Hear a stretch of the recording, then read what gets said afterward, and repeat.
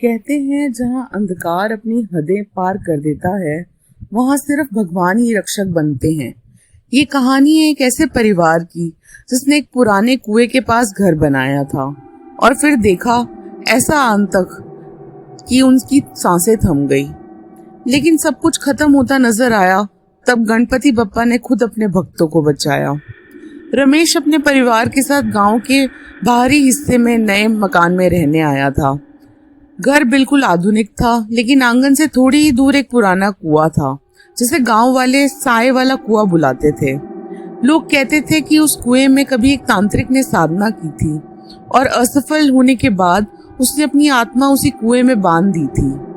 पर रमेश इन सब बातों पर विश्वास नहीं करता था। पर उसकी पत्नी सुनीता को हमेशा एक अजीब सी बेचैनी रहती।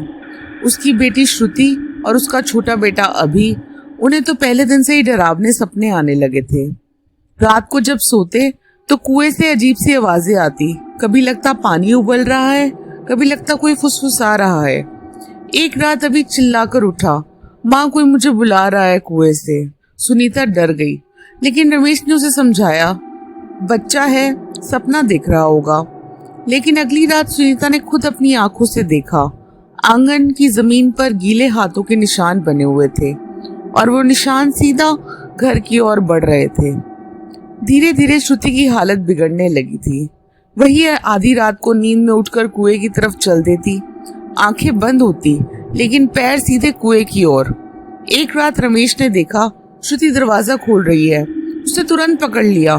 श्रुति की आंखें जमी हुई थी।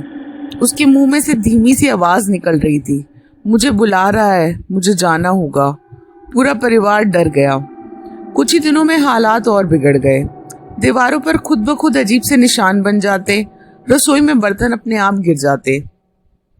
रात को सबको ऐसा लगता जैसे कोई परछाई उनके बीच आकर खड़ी हो गई हो। एक रात श्रुति ने अचानक जमीन पर पैर रखे और वो गिर गई। उसका शरीर ऐंठने लगा। उसकी आंखें ऊपर चढ़ गई और गले से अजीब सी आवाज निकलने लगी। अभी डर के मारे रोने लगा। सुनीता बेहोश हो गई। रमेश समझ गया था ये इंसानी तरीके से नहीं होगा। रमेश ने तुरंत मंदिर से गणपति बप्पा की मूर्ति निकाली और घर के आंगन के बीच लाकर रख दी। उसने तेल का दिया जलाया, जोर जोर से बप्पा की आरती गाने लगा। उसकी आवाज कांप रही थी, लेकिन संकल्प अटूट था। पूरे घर में गहरी अंधेरी हवा घूमने लगी।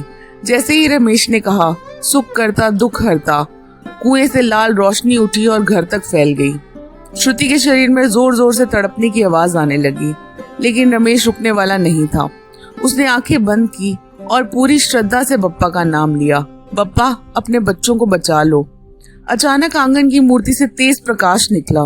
पूरा घर सुनहरी रोशनी से भर गया। श्रुति के शरीर से काला धुआं निकला और चीखता हुआ बाहर गया। वह धुआं आकाश में उठा और उसके कुएं में जा समाया। कुएं में आखिरी बार जोरदार धमाके जैसी आवाज आई और फिर सब शांत हो गया। श्रुति धीरे धीरे होश में आने लगी थी। उसकी आंखों से आंसू बह रहे थे। अभी माँ से लिपट गया। सुनीता के चेहरे पर वर्षों बाद सुकून था। अगली सुबह रमेश ने पूरे परिवार के साथ आंगन में गणपति बप्पा की स्थापना की। उसने प्रण लिया कि रोज बप्पा की पूजा करेगा और कभी उनका नाम नहीं भूलेगा। जिस घर में श्रद्धा और विश्वास का दीपक जलता है वहाँ कोई अंधकार कभी टिक नहीं सकता। और जब संकट की घड़ी आती है तो बप्पा अपने भक्तों को कभी अकेला नहीं छोड़ते।